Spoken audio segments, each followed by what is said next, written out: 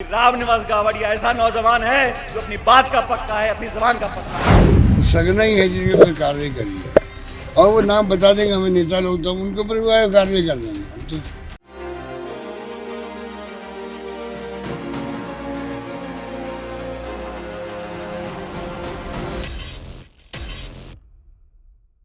नमस्कार, मैं प्रांशी राठौर और आप देख रहे हैं नेक्स्ट 9 न्यूज। एक बार फिर से स्वागत है हमारे स्पेशल प्रोग्राम सियासी सच में, जिसमें हम चर्चा करेंगे राजस्थान के सियासी संकट के बारे में।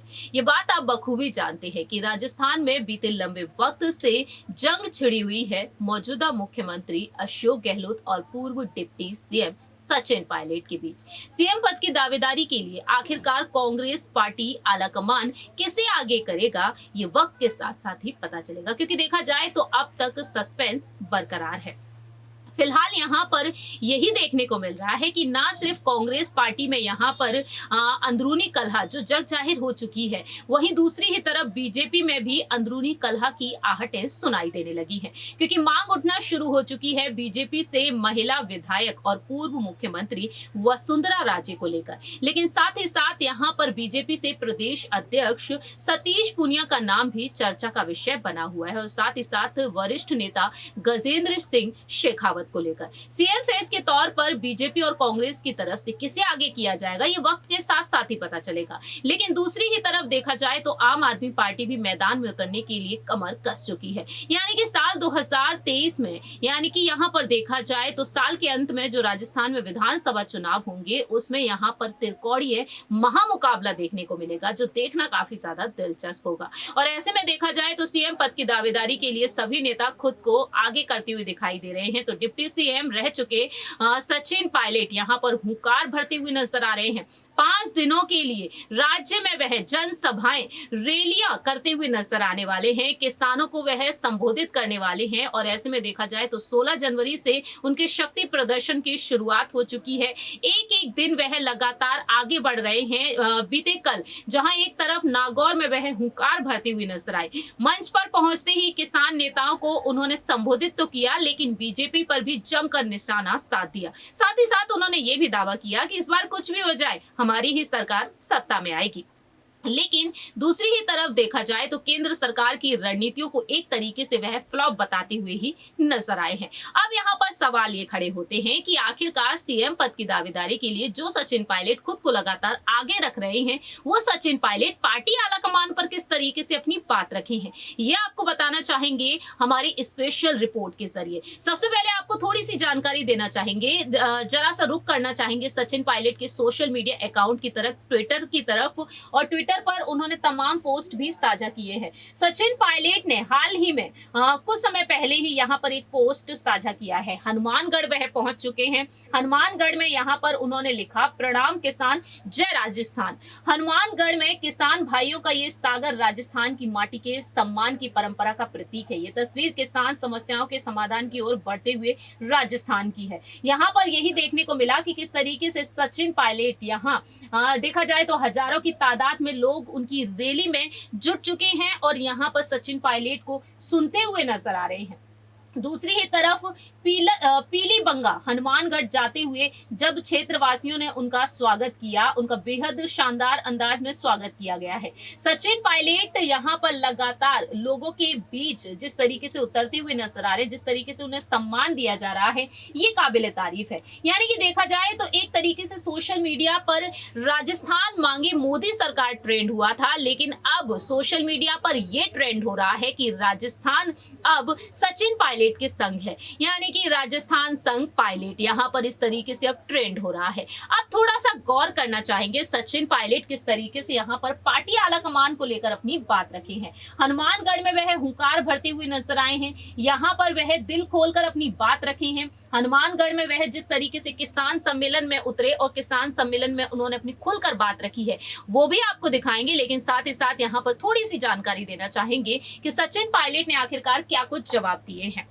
दरअसल आपको बता दें कि सचिन पायलट ने हाल ही में अपने इंटरव्यू में खुलकर अपनी बात रखी है, जब उनसे सवाल पूछे गए मुख्यमंत्री पद को लेकर, और साथ ही साथ उन्होंने मुख्यमंत्री अशोक गहलोत पर भी निशाना साध दिया। सचिन पायलट से जब पूछा गया कि राजस्थान में नेतृत्व परिवर्तन पर आखिरकार यहाँ पर क्या कुछ फैसला हो सकता है, सचिन पायलट ने कहा कि राजस्थान में नेतृत्व परिवर्तन पर फैसला पार्टी आलाकमान को करना है, और वहीं पेपर लीक मामले में मास्टरमाइंड पर कार्रवाई करने की मांग की गई। ऐसे में देखा जाए तो उन्होंने पेपर लीक मामले में कार्रवाई की मांग की है। उन्होंने कहा कि मैं हमेशा राजस्थान में शासन संबंधित मुद्दे उठाता रहा हूं। अगर पेपर लीक मामले के मास्टरमाइंड फरार हैं तो उन्हें भी पकड़ा जाना चाहिए। राजस्थान की ज्यादातर जनसंख्या नौजवान है। हम सभी को राजस्थान की सरकार को उनकी फिक्र है। मैं ये चाहता हूं कि नौजवानों की आशा बरकरार रहे। ऊपर बैठे लोगों पर जांच पहुंचे। सरकार ने कार्रवाई की और जांच चल रही है।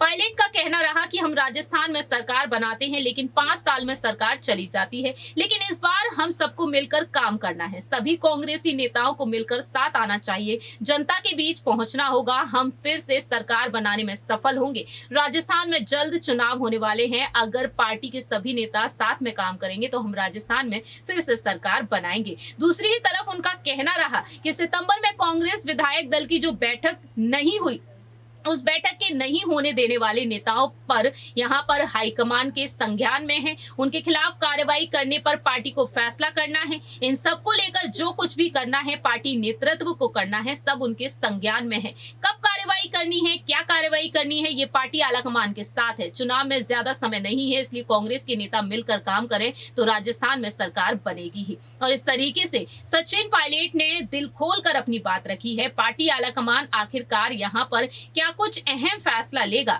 ये देखना काफी ज्यादा दिलचस्प होने वाला है। दूसरी ही तरफ यहाँ पर सचिन पायलट से और भी सवाल पूछे गए। यहाँ पर उनसे यही सवाल पूछे गए कि क्या वह कभी मुख्यमंत्री बन पाएंगे। सचिन पायलट कहते हैं कि भविष्य में क्या होगा मुझे नहीं पता, लेकिन हमारी जो पूंजी है वो जनता का प्रेम है, आशीर्वाद है। हमें इसे बनाए रखना है। जो जनता का प्यार और जुड़ाव है वही हमारे लिए मायने रखता है। उससे अधिक क्या हो सकता है। सचिन पायलट ने साफ तौर पर यहाँ पर बात रख दी है। अब देखा जाए तो यहाँ पर कांग्रेस सत्ता में किस तरीके से रिपीट होगी, ये देखना काफी ज्यादा दिलचस्प होने वाला है। फिलहाल देखा जाए तो सचिन पायलट ने यहाँ पर अपनी बात दिल खोल कर रख दी है। यानी कि देखा जाए तो वक्त के साथ साथ ही पता चलेगा कि क्या वह राजस्थान में मुख्यमंत्री के तौर पर जाने जाएंगे या फिर नहीं। ये समय के साथ साथ ही पता चलेगा। जानकारी देते चले, यहाँ एक तरफ 16 जनवरी को वह नागौर में हुंकार भरते हुए नजर आए। अब हनुमानगढ़ में आने वाले समय में वह झुंझुनू, पाली और जयपुर में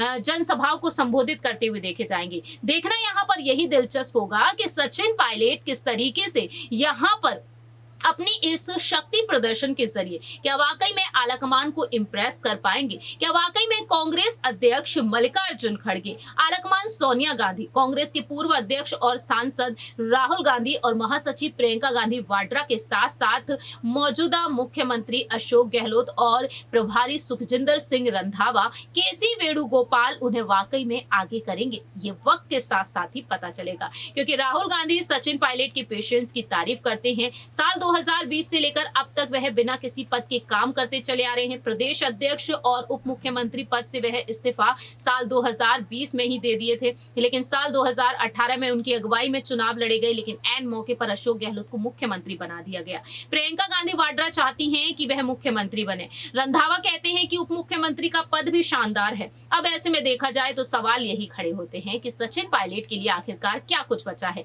क्योंकि 14 बार फोन पर जो चर्चा हुई थी उसमें यही कहा गया कि प्रदेश अध्यक्ष का पद उन्हें सौंपा जा सकता है। देखना दिलचस्प होगा क्या वाकई में सीएम पद की दावेदारी के लिए सीएम उन्हें यहाँ पर कांग्रेस बनाने के लिए आगे करेगी, ये देखना काफी ज्यादा दिलचस्प होगा। लेकिन आपकी क्या कुछ राय प्रतिक्रिया है ये आप बता सकते हैं कमेंट सेक्शन में। फिलहाल के लिए हम चलते हैं, बाकी की तमाम अपडेट्स के लिए आप देखते रहिए नेक्स्ट 9 न्यूज।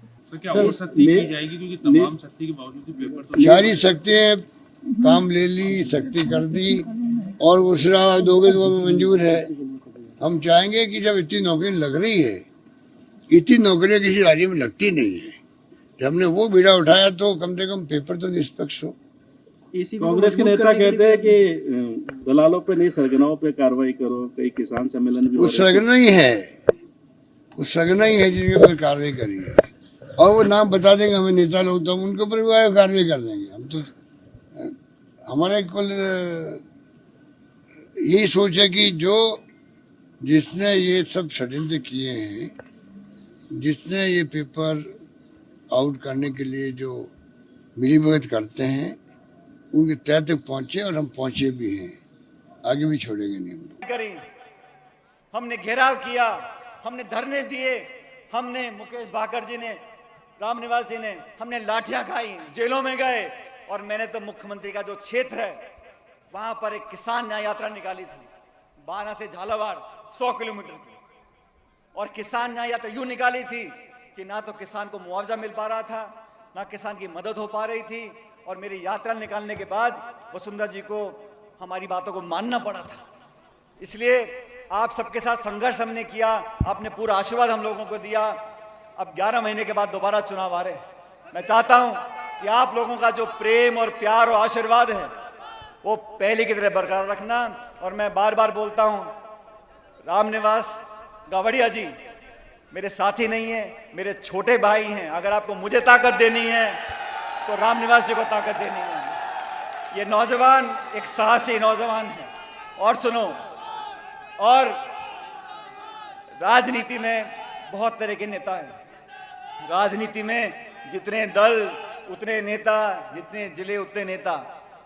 लेकिन वो नेता, वो जनप्रतिनिधि जो अपनी जबान का पक्का हो, ऐसे लोगों की पहचान करनी है जो अपनी बात का पक्का हो, जो आपसे झूठ ना बोलता हो। और मुझे फक्र के साथ कहते हुए ये गर्व महसूस करता हूं कि रामनिवास गावड़िया ऐसा नौजवान है जो अपनी बात का पक्का है, अपनी जबान का पक्का है।